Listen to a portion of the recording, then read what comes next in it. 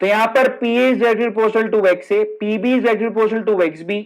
तो यहां पर PA की वैल्यू कितनी आ गई, that is PA not XA, PB की वैल्यू कितनी आ गई, PB नॉट XB। इन दोनों की वैल्यू को PA प्लस PB में रख दो तो आपके पास एक फॉर्मूला आ गया टोटल प्रेशर का।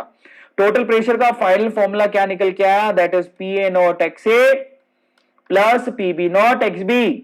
सिंपल है, कुछ भी नहीं है इसमें। आया सबको समझ में? मैंने बोला XB तो यहां पर मेरी ये जो है ना XB वो खुल गई। भाई मैं तेरे को बुलाया नहीं, जाना है यहां से। देखो हमारे यहाँ पर मेरे पास जो सैमसंग है उसके अंदर अपने आप से ही यहाँ पर उसका नाम XB है इसीलिए वो खुल गया।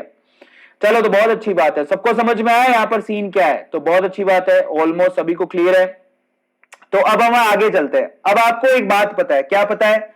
अगर आप किसी सॉल्यूशन में दो सब्सटेंसेस को मिक्स करते हो और उनके मोल फ्रैक्शन दे रखे हैं, एक के XA और दूसरे के दे रखे हैं XB, तो उनका टोटल कितना होगा, हमेशा 1 के बराबर होगा। अब आप क्या कर सकते हो, XA की वैल्यू रख सकते हो। XA की वैल्यू क्या होता है, 1 माइनस XB हो सकती है, ये वैल्यू उठा के रख दो, या XB की वैल्यू उठा के रख दो।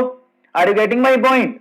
तो फाइनली क्या निकल के आया, क्योंकि XA प्लस XB 1 के बराबर है, और अगर मैं यहां पर XA की वैल्यू रख देता हूं 1 माइनस XB, तो आपके पास एक नया फॉर्मूला निकल के आएगा। इसी को बोलते हैं Raoult law. Are you getting my point? Raoult law in the case of both the substances are volatile. आ गया समझ में? तो वो टोटल प्रेशर कितना एक्सर्ट करेंगे, PT, that is PA nought plus PB nought minus PA nought, और साथ में क्या लिखा है, XB। अब आप मजे की बात बताता हूं, ये फॉर्मूला देखो, फॉर्मूला ये कब आया, जब आपने XA का वैल्यू पुट किया तब आया।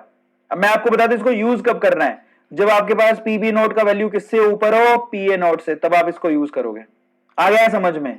बट अगर उल्टा हुआ तो मैं आपको ध्यान से समझाता हूं, इसका ट्रिक है ये, सब लोग ट्रिक समझ लेना, कई बच्चों को ट्रिक नहीं आती है, तो मैं आपको समझाता हूं। ये फॉर्मूला आप कब यूज करोगे, ये फॉर्मूला आप तब यूज करोगे जब क्वेश्चन के अंदर PB नोट की वैल्यू किससे बड़ी दे रखी हो, PA नोट से, तब आप ये यूज करोगे। बट उल्टा हुआ तो, मान लो PA नोट की वैल्यू जो है बेसिकली PB नोट से बड़ी हुई, तो इन दैट केस आपको क्या करना है, XB का वैल्यू रखना है, दैट इज 1 माइनस XA, और रखोगे तो फाइनल प्रेशर कितना आएगा, तो इसके दो फॉर्मूले बना सकते हो आप, that is PB not plus PA not, निकाल के देख लेना, माइनस PB नॉट, क्योंकि PA अब PB से बड़ा है ना, इनटू क्या होगा, XA।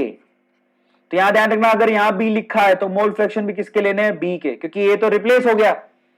अगर यहां पर A लिखा है तो मोल फ्रैक्शन किसके लोगे, A के, क्योंकि B तो रिप्लेस हो गया। आया सबको समझ में? इसी को रोल्ट लॉ कहते हैं।